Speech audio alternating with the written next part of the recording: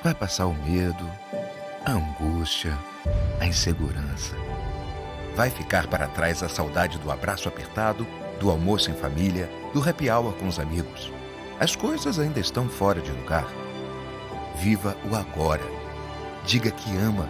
Pergunte se está tudo bem. Olhe com carinho que mantém a cidade em segurança. Fique em casa, se puder. Respire. Trabalhe. É hora de pensarmos no todo. Somos o país que não desiste até o último segundo da prorrogação. E juntos daremos a volta por cima.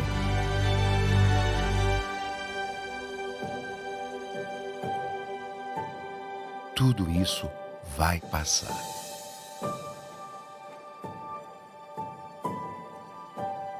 Enquanto não passa, conheça o novo jeito Quali de ajudar.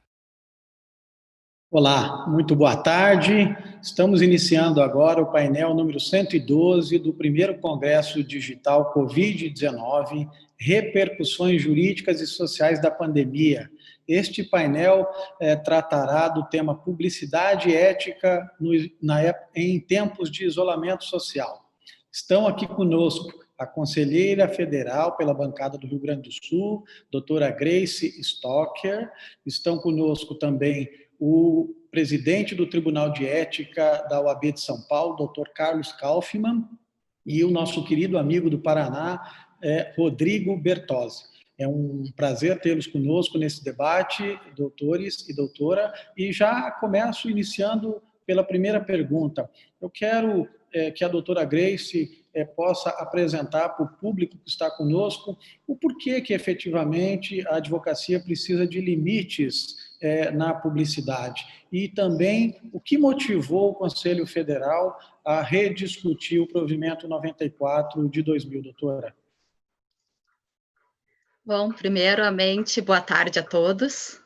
Eu inicio aqui cumprimentando o nosso secretário adjunto do Conselho Federal, Ari Hagiante, coordenador do grupo de trabalho que está realizando a proposta de alteração do provimento 94 de 2000 para atualização dos limites éticos da publicidade na advocacia. E também parabenizo por ter tido a coragem de incluir esse tema tão relevante para a advocacia na pauta do Conselho Federal. E mais ainda, por se dispor a ouvir a advocacia, para levar ao Conselho Federal uma proposta de alteração de acordo com as reais necessidades da advocacia. Do mesmo modo, cumprimento os colegas de painel, Carlos Kaufmann, também integrante desse grupo de trabalho, e como presidente do Tribunal de Ética e Disciplina de São Paulo, com certeza acompanha os grandes dilemas envolvendo as irregularidades da publicidade. E Rodrigo Bertozzi, grande conhecedor do tema, um dos pioneiros de tratar do marketing jurídico no Brasil. Ari, muitos questionam qual é o interesse da OAB na imposição dessas limitações na publicidade dos serviços jurídicos. Nós não podemos perder de vista que a advocacia ela não é uma mera atividade profissional. O advogado é indispensável à administração da justiça. Ele exerce um munus público. E é exatamente por essa indispensabilidade que nós temos nossas prerrogativas garantidas. Afinal, nós somos invioláveis por nossos atos e manifestações, temos garantido o sigilo profissional. E é lógico que, como indispensável à justiça, não se pode aceitar que a publicidade se afaste de uma moderação da discrição, sob pena de descrédito e vulgarização dos nossos serviços. Mas não é apenas um poder da OAB regulamentar a nossa profissão, é um dever. Por que eu digo isso? Porque se, por exemplo, nós permitirmos que os advogados ofertem seus serviços com promessa de resultado, será que não poderíamos estar sujeitos ao reconhecimento de que a atividade deixaria de ser de meio e passaria a ser de fim? O STJ já reconheceu que não se aplica o Código de Defesa do Consumidor às relações entre advogados e seus clientes, exatamente porque existe uma regulamentação própria, existe lei própria tratando da matéria, mas também por não ser uma atividade fornecida no mercado de consumo. Mas mais importante, a forma com que cada advogado divulga os seus serviços traz reflexos para toda a classe. Não apenas para aquele advogado que se expôs de uma maneira indevida. Por isso que é tão importante termos essa limitação. Quando a OAB diz não à mercantilização, quando a OAB impõe limites à publicidade, o que se quer é garantir este caráter de indispensabilidade. Essas vedações impostas existem e são necessárias para valorizar o advogado, não para desprestigiá-lo. Mas, claro, se essas limitações são tão importantes, aí vem o complemento da segunda pergunta feita pelo secretário. Por que, então, estamos aqui debatendo e trazendo a possibilidade de flexibilizarmos esses limites hoje impostos para a publicidade? Vejam, se de um lado eu tenho a dignidade da nossa profissão, por outro lado, não tem dúvida que nós estamos, sim, vivenciando uma grande transformação tecnológica. Todas as atividades estão em transformação. E agora, com a atual pandemia, com a atual experiência de distanciamento social, acelerar-se mais ainda todas essas mudanças, em especial a mudança referente à forma pela qual as pessoas se relacionam, se comunicam. A comunicação está muito rápida, dinâmica. Acredito que nunca teve tão virtual, muito maior já do que o tradicional contato pessoal. Aliás, esse evento é um grande exemplo disso. Quando imaginávamos um evento desta magnitude realizado de forma 100% online? E a OAB, ela acompanha todo esse processo de transformação. E acreditamos que mesmo após o final dessa pandemia, alguns hábitos acabarão sendo incorporados em definitivo pelos profissionais. E essa transformação tecnológica reflete muito intensamente na publicidade. Porque com a tecnologia, surgiu a possibilidade de diminuir um abismo que até então existia entre o pequeno e o grande. Digo isso relativamente aos acessos aos meios de comunicação para fins de publicidade. Por quê? Porque com a tecnologia multiplicaram-se os meios e ferramentas pelas quais o advogado pode apresentar os seus serviços, os seus produtos, tornando muito acessível ao pequeno e também àqueles que não tenham tanto poder econômico. A questão é que, com essas novas tecnologias, especialmente com as redes sociais, com pouco investimento, mas tendo um bom conteúdo, um bom trabalho, é possível atingir públicos que antes só eram atingíveis por meio de grandes investimentos. Por óbvio, existem setores e áreas diferenciadas que esse tipo de comunicação não alcança e vai continuar não alcançando. Mas essa é uma oportunidade muito importante para toda a advocacia, mas em especial para o jovem advogado. E é por isso que a OAB está se dispondo a flexibilizar os limites dessa regulamentação atual. Porque a valorização da jovem advocacia é essencial para o fortalecimento de toda a classe. Mas para termos uma real inclusão do jovem, é indispensável que ele possa se apresentar para o mercado de trabalho na forma como as pessoas se comunicam atualmente. Portanto, Ari, a minha resposta é de que a atualização se faz sim necessária e leva em consideração exatamente esta transformação da dinâmica social, assim como a necessidade de inclusão digital e tecnológica. Muito obrigado, Grace, pela tua primeira manifestação aqui nesse debate, nesse painel. Eu quero ouvir agora o nosso presidente do Tribunal de Ética de São Paulo, Dr. Carlos Kaufmann. Dr. Carlos, nós sabemos que o Tribunal de Ética de São Paulo é um tribunal de vanguarda, é um tribunal que tem avançado muito nesse tema da publicidade. Seria muito bom ouvi-lo nesse propósito e compreender as decisões mais polêmicas que o Tribunal de Ética de São Paulo tem proferido nesse tema, publicidade. Sobretudo, eu gostaria de ouvi-lo na questão do impulsionamento e patrocínio no Instagram e no Facebook, e também uma decisão que causou um furor no mercado da advocacia, foi uma decisão que validou a possibilidade do advogado procurar clientes, ou seja, uma transformação na forma de relacionamento, e o Tribunal de Ética, primeira turma, se eu não me engano, entendeu que isso não configuraria tentativa de captação, uma vez que a tentativa de relacionamento é uma nova forma de as pessoas se posicionarem no mercado. Gostaria de ouvi-lo a respeito. Boa tarde, Ari. Antes de mais nada, é um grande prazer estar aqui com vocês, estar aqui discutindo esse tema que eu acho extremamente relevante, conforme a Grace já apontou, de fixação dos novos parâmetros da advocacia, como ela deve agir daqui para frente. Então, reafirmo a grande honra e prazer de estar aqui mais uma vez com você, com quem eu tenho o prazer também de compartilhar as discussões acerca da reforma do Provimento 94, no grupo de trabalho que você dirige. Cumprimento também a conselheira federal Grace Stocker, onde também participamos e discutimos muito essas questões, e também o nosso grande especialista no tema, Rodrigo Bertozzi. Bom, Ari, até algumas questões que são importantes para a gente tratar nesse assunto, e a Grace ela abordou muito bem o ponto sobre a necessidade atual de que o advogado possa se apresentar e possa se fixar. E por isso é indispensável essa mudança no Provimento 94 de 2000, indispensável também essas alterações que vamos fazer na propaganda ou na publicidade.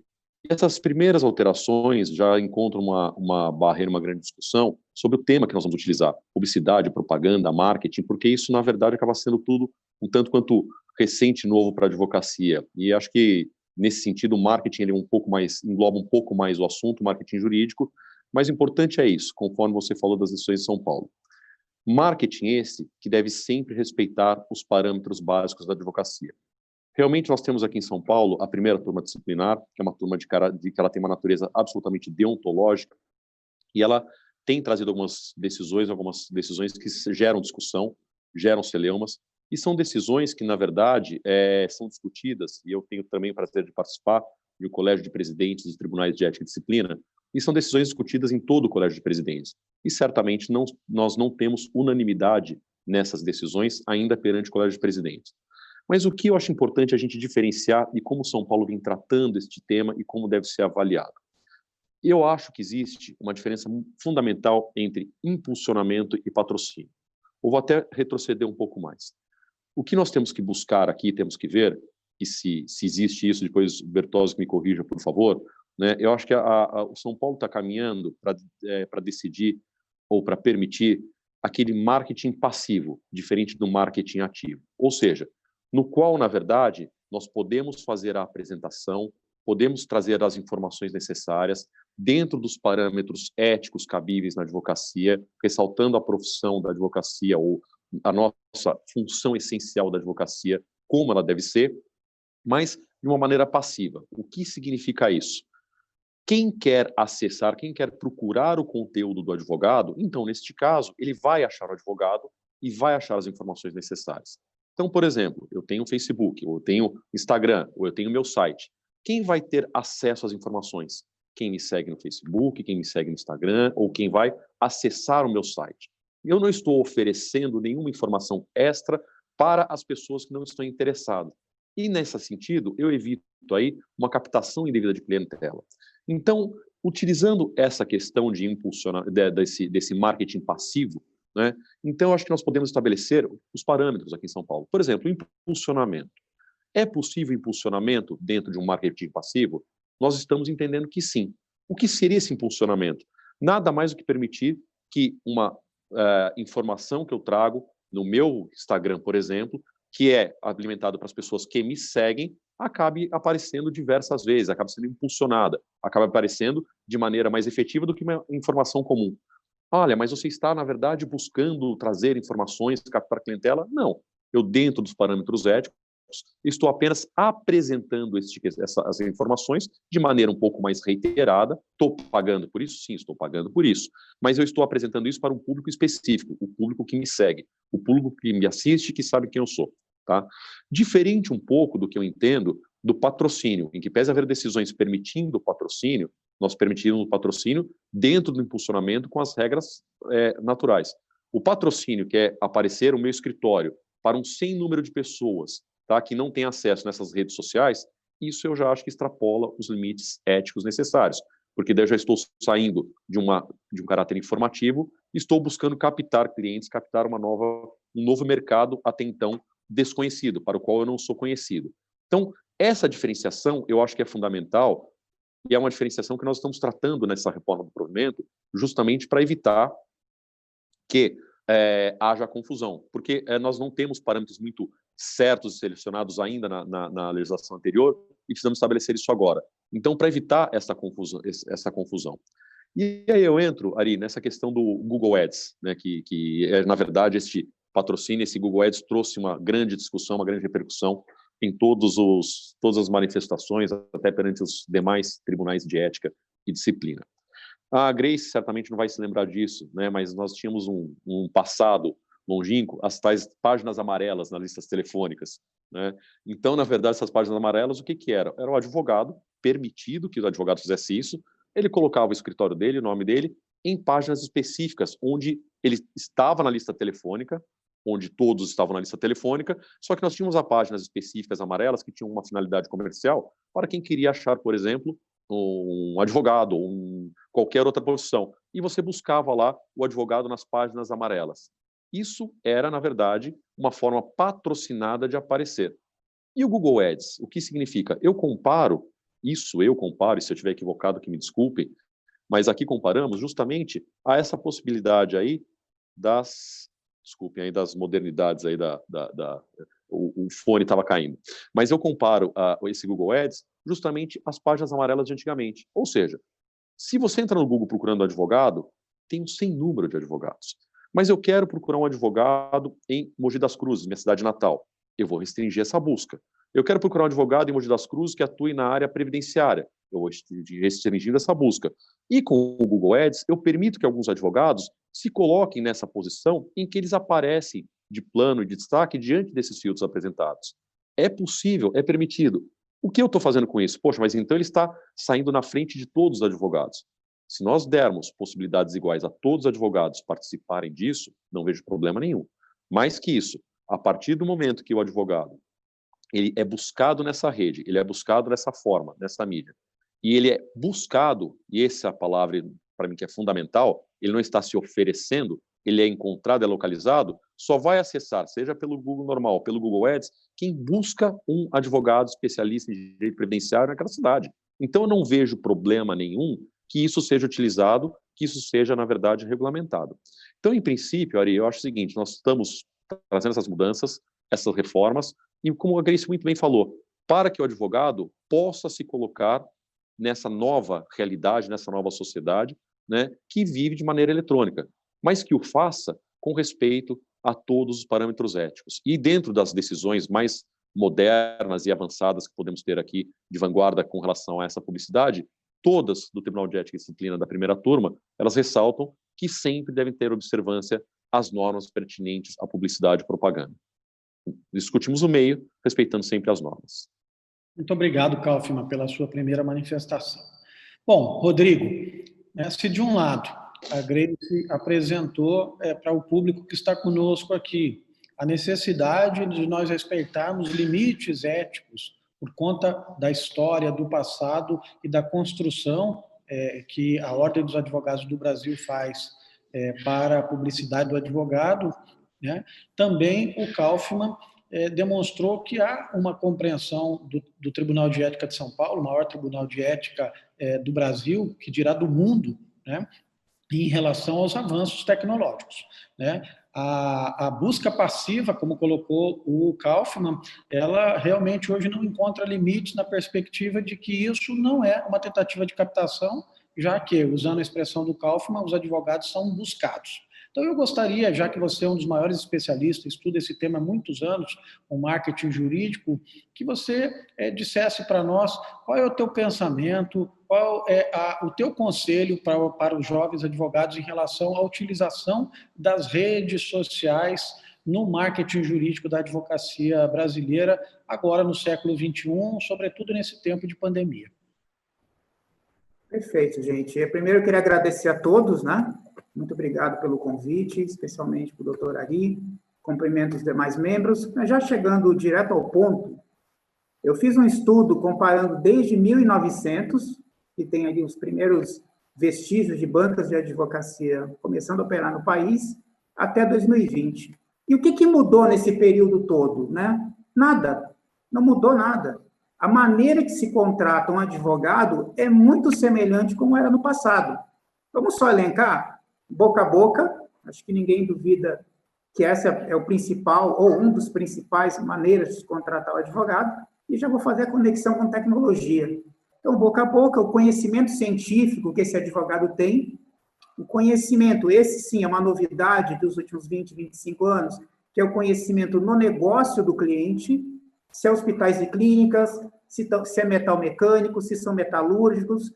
Aqui, claro, a advocacia se divide em corporativa, né, empresarial, pessoa física e sindical. Cada tipo de advocacia tem administrado o seu marketing jurídico de maneira diferente. Afinal, são públicos diferentes que contratam de maneiras, obviamente, distintas, né? Então, colocada essa tinta muito clara, aonde que explode tudo isso? Na reputação, tá?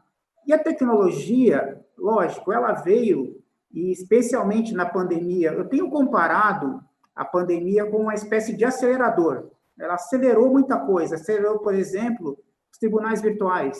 Há quantos anos já não se fala disso, né? Em 2 meses, simplesmente tudo foi levantado. O que era debate, teoria e experiências em vários estados, rapidamente tomou forma, né? Você vê como a humanidade está ágil, né?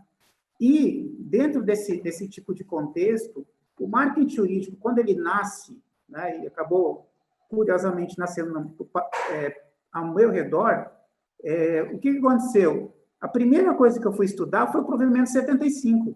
Primeira coisa, né? Sempre entendi que a advocacia, ela tem uma tinta, né? Uma tinta, não é nem conservadora, mas é uma tinta de seriedade, que ela precisa ser mantida assim, tá? E que nós temos alguns eventos tecnológicos que estão, de certa maneira, confundindo o jovem advogado. Um exemplo deles é o TikTok. Está se espalhando pelo país igual uma praga. Se você analisar o que eu disse, se 1900 tem paralelo com 2020, é óbvio que como é que você vai fazer um boca a boca, com uma seriedade, você dançando e apresentando, por exemplo, uma tese trabalhista? Lógico que não vai dar certo isso. Óbvio que é um mau uso da ferramenta, se explica pela idade média que o TikTok tem. Para vocês terem noção, o TikTok tem 90% dos seus usuários tem entre 16 e 24 anos. Agora, vamos pegar um advogado na área corporativa. Imagina, né? Eu sei que é bem difícil alguém imaginar fazendo isso, mas só para comparativamente fazendo esse equilíbrio aqui de questões. A idade média do empreendedorismo do Brasil é 44 anos. Ou seja, sequer faz sentido, nem em termos de marketing, nem em termos... O que dirá código de ética, o que dirá o consenso, né? Então, eu aprendi que as tintas das tradições, da tradição jurídica, ela é muito importante. E o marketing, gente, o marketing jurídico, o que ele é, afinal? Ele é uma espécie de um grande balão, vamos imaginar desse jeito, uma grande bolha, e dentro desta bolha existem 12 setores. São os chamados 12 P's do marketing moderno. E você tem publicidade, você tem propaganda, você tem a localização geográfica, por exemplo, não é? E a tecnologia, ela entrou para fazer com que isso acelerasse mais rapidamente. Mas o que você vai divulgar? o seu conhecimento para aquele público-alvo que você tenha determinado. Aquele público que é, em tese, seu cliente ativo, por exemplo, seu cliente inativo, ou aqueles clientes que o boca a boca vão fazendo o teu nome, a tua reputação e transitando por eles. E as redes sociais, elas se tornaram uma grande vitrine. E, de novo, a pandemia foi um grande acelerador disso. Vamos pegar aqui como um recorte o Instagram. Dá uma olhada a quantidade de lives que acontecem no Instagram versus antes. Todo mundo foi para o Instagram, né? Tudo bem, no Instagram você tem algumas questões que diferem do TikTok e que diferem de outras ferramentas. O Instagram, embora tenha começado para entretenimento, ele tem algumas questões que facilitam as lives. Se a live tem um conteúdo jurídico e esse conteúdo jurídico tem destino ao seu público-alvo, é completamente válido, não tem nenhum problema em relação a isso. Desde que ele seja bem conduzido, desde que você use, sim, da tradição, mas você pode explicar isso de uma maneira muito rápida, veloz, usando imagens também, por que não? Nasce o legal designer, né? Eu fui conferir numa obra minha de 2006, eu já falava disso por ter tido experiências. Se for somar esses 22 anos, passei de 750 bancas, grandes juristas, eu tive essa oportunidade de conhecer, conversar, e eles tinham uma característica muito curiosa, que todo mundo que é bom naquilo que faz tem. Você escreve para explicar algo para o cliente, seja uma tese tributária, seja uma questão de previdência, seja, por exemplo, para um produtor rural, né, ou uma pessoa que é um trabalhador rural. Como é que você explica algo complexo para aquela pessoa? Você simplifica. Os grandes juristas que eu tive a oportunidade, quando eles estão diante dos seus clientes, eles simplificam, né? Ok, você pode usar essa simplificação, não tem problema nenhum. Até agora, a gente não falou de nada fora do Código de Ética. E vou mais além. É válido fazer algo que não está dentro da codificação? O que o marketing jurídico fala sobre isso? Que a principal elemento do marketing é a produção intelectual, é o teu cérebro. Eu nunca fiquei espantado com o tamanho de escritórios. O que sempre me fascinou foi a quantidade de cérebros que tem ali dentro. O mercado jurídico brasileiro, 93% dele é de até 5 advogados. Essa é a realidade do nosso mercado, né? E as redes sociais é uma espécie de um espelho para que você pegue a tua produção intelectual orgânica. O que é esse orgânico? Artigo, por exemplo, né? Boletim informativo que você direcione para o teu cliente. Né? Você pode fazer um guia de perguntas e respostas sobre determinado tema e transformar isso em vídeo. Pode. Você só não precisa extrapolar isso, né, divulgando para, por exemplo, quem não solicitou essa informação. Então, se formos pegar aqui o 75 e depois o 94/2000 e os avanços, que nós temos aqui 3 pessoas essenciais, né, nesse projeto de avanço do entendimento da OAB e que vai regular toda a profissão, quer dizer, estão completamente alinhados com o que está acontecendo. Que a gente precisa preservar, sim, essa tradição que o direito nos traz, seja oratório ou pela escrita, e adicionar essa camada visual, mas dentro desse contexto, sem escapar em nenhum momento desse equilíbrio. Né? Sempre vai ter aqueles que é como se a gente estivesse entre 2 prédios, né? E um grande fio entre eles dois, um equilibrista andando. Você pode interpretar que o impulsionamento ele é algo positivo, e ele é, de fato, muito positivo, né? Porque você, com R$10, você consegue fazer algumas coisas sim, então ele é positivo, tá? Partindo do princípio que o teu conhecimento é interessante, é intrigante, até sem impulsionamento você consegue atingir algumas pessoas com muita propriedade, as pessoas se encantarem com aquilo, por exemplo, né? Mas ele também tem um problema do exagero quando você começa a mesclar isso com entretenimento, que é o caso do TikTok, né? Ele vem realmente para demolir reputação. Parece engraçado, não é? Mas isso, para fechar esse assunto, ele se explica pela teoria Zafir-Holf de linguagem. Então, como são jovens que normalmente estão aderindo a essa moda do TikTok na advocacia, deixo claro, se é no âmbito pessoal, para se divertir com família e amigos, gente, aproveita, faça o que quiser. A partir do momento em que você coloca esse entretenimento como maneira de explicar algo para os outros, dentro do direito, você está basicamente destruindo a tua carreira no longo prazo. né? E a Therese Arthur-Hoff explica por que o oriental enxerga o futuro muito próximo e os orientais e o latino enxerga o futuro como algo muito longe. Então, você faz agora sem se dar conta de que isso vai ficar a carreira no médio prazo, entende? Então, é isso, gente. Então, eu quero dar essa continuidade no nosso debate, dei aí alguns elementos para a gente continuar. Até daqui a pouquinho. Muito obrigado, Rodrigo. Percebam, então, a todos que estão conosco, que esta abordagem técnica, né, de uma pessoa que tem muita experiência com marketing jurídico, pode levar à compreensão de que é possível. Nós evoluímos em termos de ferramentas digitais, sem, contudo, nos afastarmos dos princípios que norteiam a publicidade na advocacia.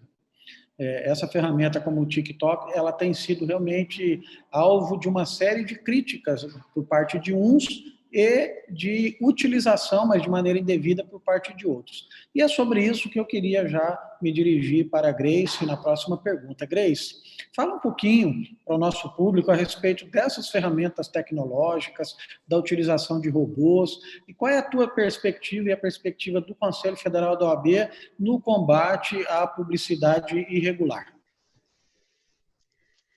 Bom, Rodrigo Bertossi esclareceu muito bem aí a questão de uso das redes sociais, né?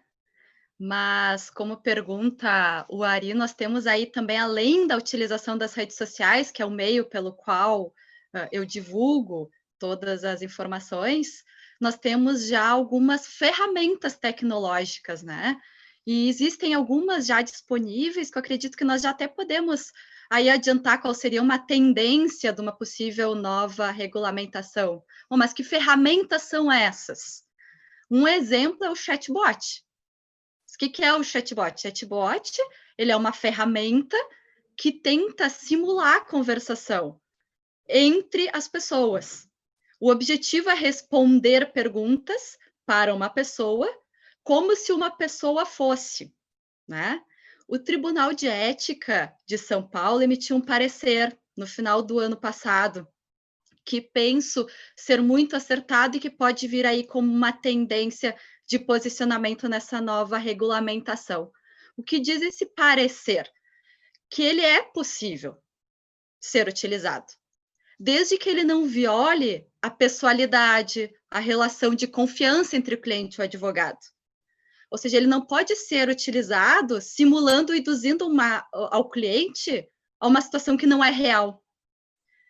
Também não pode ser utilizado para conferir aquele caráter mais mercantilista à profissão. Mas a sua utilização seria possível. Vou dar um exemplo. Se o escritório utilizar ele para, dentro do seu site, responder aquelas primeiras dúvidas operacionais de um potencial cliente, ou encaminhar informações sobre a atuação do escritório, é possível.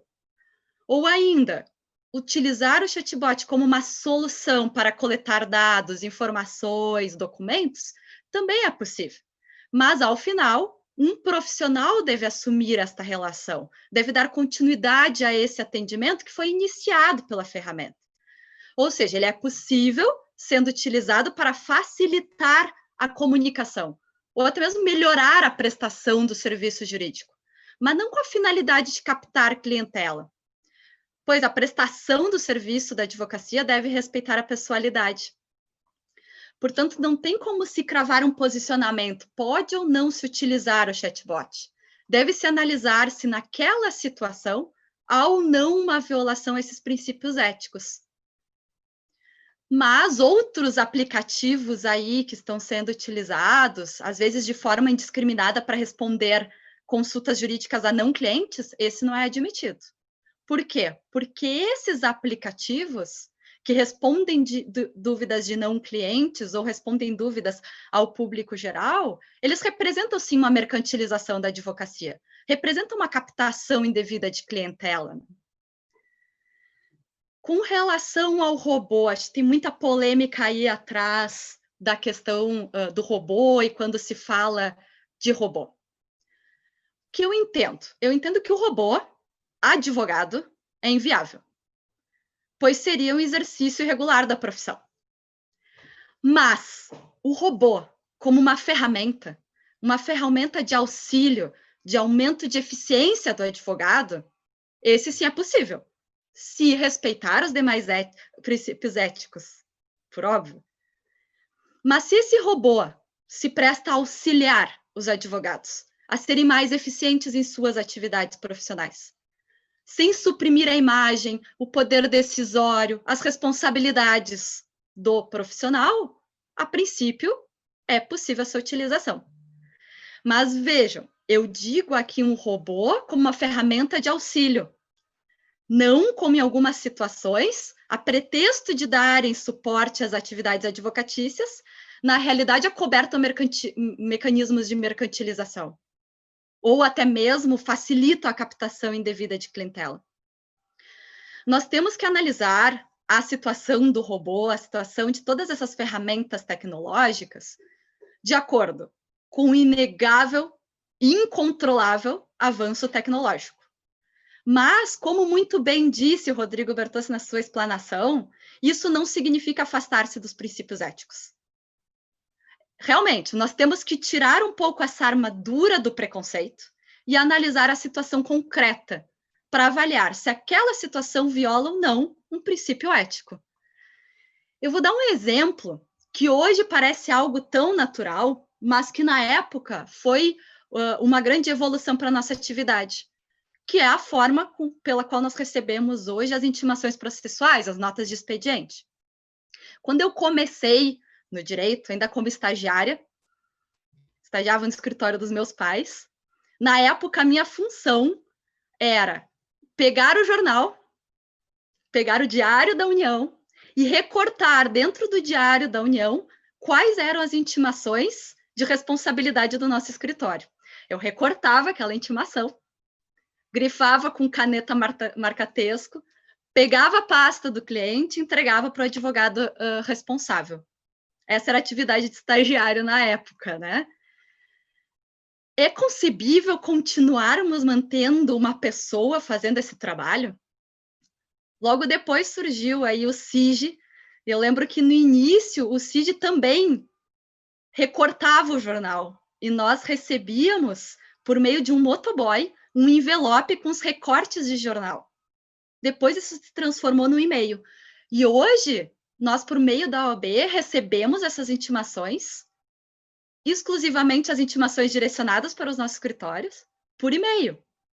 Quem faz esse trabalho de verificação no diário? Quem faz a seleção dessas notas que nós vamos receber? É um robô, é um mecanismo, é uma ferramenta tecnológica. Né? E assim como esta ferramenta tecnológica veio para auxiliar o advogado, pensa que também essas demais ferramentas devem ser assim vistas. Portanto, aquelas ferramentas que pretendem auxiliar o advogado a ser mais eficiente, sem suprimir o poder decisório, sem suprimir as responsabilidades do profissional, elas são possíveis. Aliás, se nós analisarmos o Código de Ética e Disciplina, que é de 2015, prevê lá no artigo 2º que é dever do advogado empenhar-se no aperfeiçoamento pessoal e profissional. A utilização das ferramentas tecnológicas nada mais é do que um aperfeiçoamento profissional. Ao advogado não é proibido fazer marketing, não é proibido anunciar os seus serviços profissionais. O que ele é vedado é envolver-se em métodos, em táticas que usam captação desleal de clientes, ou táticas eminentemente mercantis. A captação de clientela é uma infração ética, independente de ser praticada por terceiros ou pelo próprio advogado. Isso está previsto no nosso estatuto. E mais, mesmo nessas hipóteses em que os meios são permitidos, em que as ferramentas são permitidas, poderá se enquadrar numa infração ética se houver exagero, se o advogado se afastar de alguma forma do caráter didático, do caráter informativo que o operador do direito deve ter. E eu complemento. O que distinguirá uma publicação, um serviço, ou mesmo a utilização de uma ferramenta abusiva e prejudicial, com certeza será o conteúdo disto. Para se manter dentro dos limites éticos, o advogado deve manter foco no conteúdo de qualidade. E é isso que o Rodrigo Bertucci, como consultor, tem dito signamente nas suas manifestações, certo? O conteúdo de qualidade é o mais importante. Não focar na captação de clientela ou da causa. Que os clientes sejam causa e consequência da qualidade técnica e não diretamente da publicidade. Portanto, eu digo, as mudanças são inevitáveis, as adaptações serão necessárias, mas nós precisamos, nesse contexto, buscar um equilíbrio entre a preservação dos valores tradicionais da profissão e a garantia das condições necessárias para o pleno exercício da advocacia, inclusive por meio da inclusão digital e tecnológica.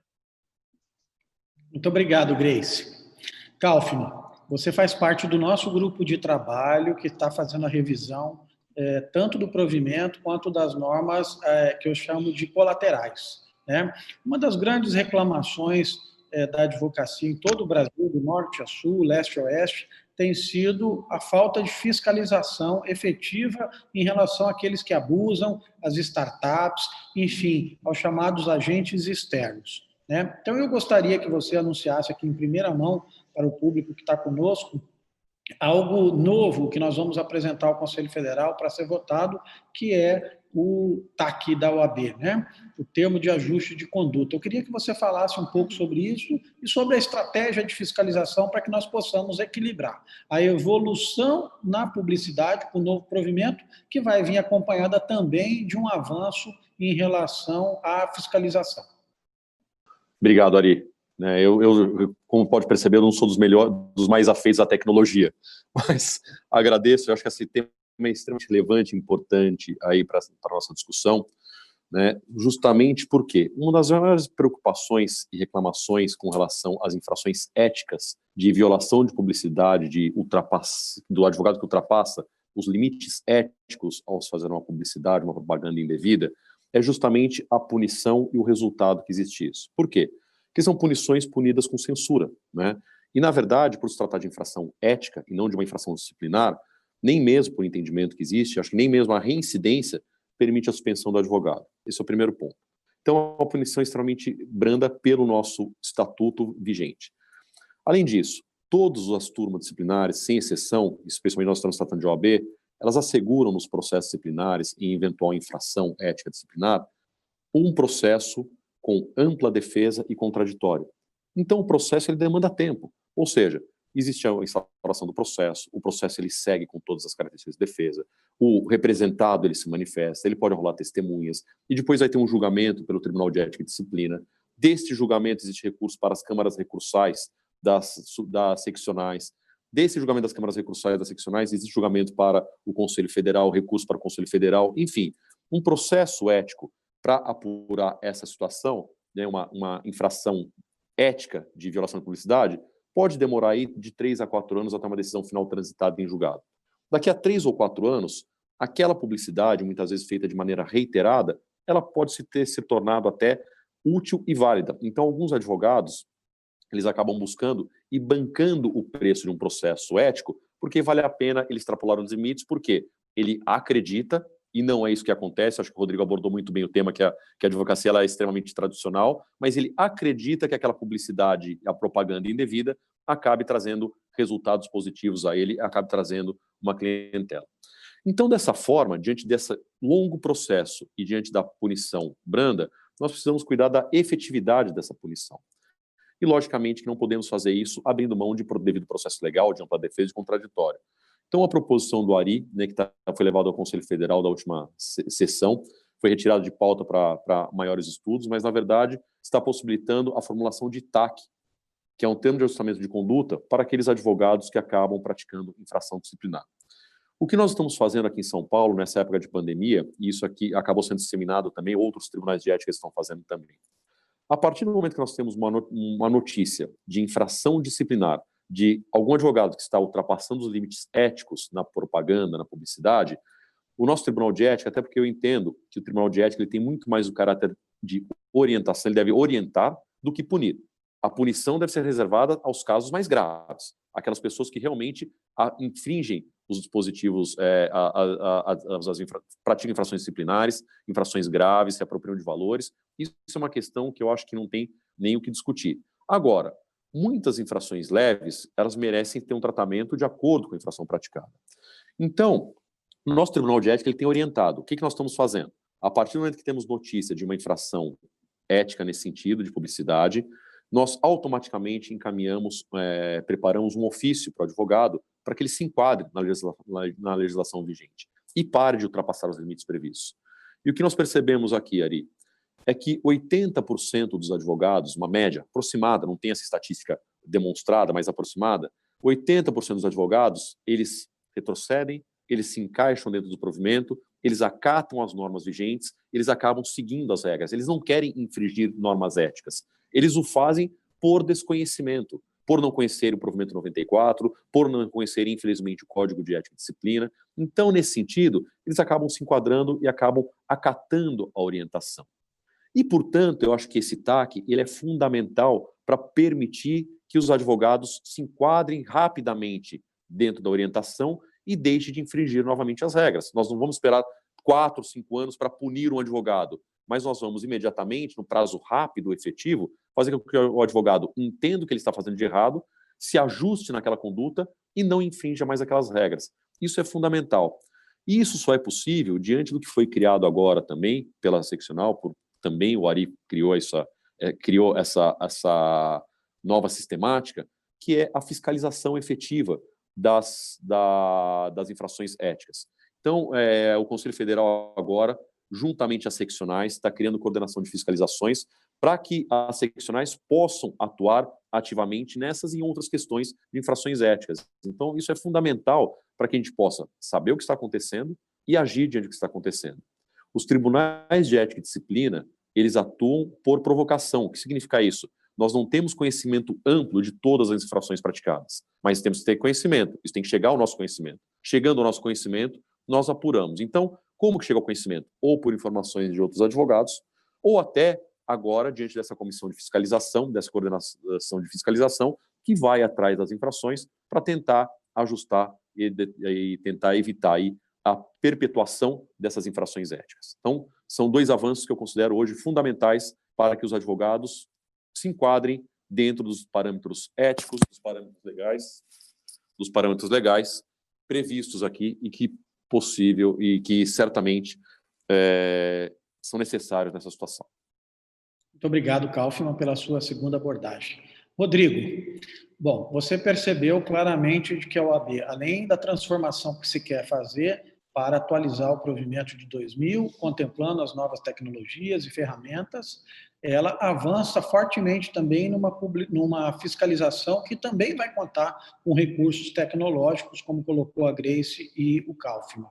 Portanto, se ao mesmo tempo nós vamos flexibilizar regras de publicidade, nós vamos endurecer na fiscalização. Então, eu pergunto a você, que é um especialista no assunto, um estudioso, que conselho você daria para a advocacia, sobretudo para a jovem advocacia, ainda mais agora nesse tempo de pandemia e depois, no pós-pandemia, já que o Congresso tem a ver com as repercussões jurídicas e sociais da pandemia, que conselho você daria para esse jovem advogado que precisa se inserir no mercado, precisa se comunicar com a sociedade, mas, acima de tudo, ele deve observar as regras de publicidade? Perfeito, gente. Vou fazer bem rápido isso. São 3 colocações que tenho certeza que vai mudar a vida, ou então vai contribuir com a melhora da vida da carreira de vocês, tá? Então, vamos lá. O que aconteceu? Nós temos uma colisão de 3 fatores muito lógicos. Primeiro, uma alta concorrência, o que é natural, né? A gente está com 1,2 milhões de advogados. Isso vai crescendo como uma consequência natural, inclusive. Nós somos um país grande, 210 milhões de habitantes, é natural isso. A segunda colisão é a tecnologia que entra, assim, dentro do direito, de várias maneiras, como a própria doutora Grace colocou muito bem, né? E o doutor Carlos também falou muito bem a respeito desse assunto, ou seja, então, nós temos essas 2 colisões que vem a terceira, que é a pandemia. Então, o que nasce disso tudo? Bom, se eu quero me diferenciar, primeira coisa, eu tenho que optar por uma especialidade. E não depois que você se forma. Durante a academia, quanto mais você ter essa noção de que caminho você vai, é previdência, é tributária, é trabalhista, é ambiental, é o quê? Né? Então, essa é uma constatação muito lógica, porque já aconteceu na medicina. A medicina tem 100 áreas de atuação. Tá? O clínico geral, ele pode até começar como clínico geral, ele se torna especialista e mais tarde, assim como no direito, você se volta a se tornar um grande clínico geral, você passa a ter uma percepção grande das coisas. É uma profissão de longo prazo. Mas o segundo grande conselho que eu tenho para dar a vocês é: essa especialidade tem que ser colocada dentro de um segmento. O que eu quero dizer com isso? Você se tornar um grande especialista do direito do trabalho no agronegócio. Previdenciário para, por exemplo, regime próprio para um tipo de profissionais que atuam, por exemplo, na atividade pública. Tá? Então, você adiciona esse tipo de camada. O futuro, sim, está entre a área do direito e o segmento na qual você vai atuar.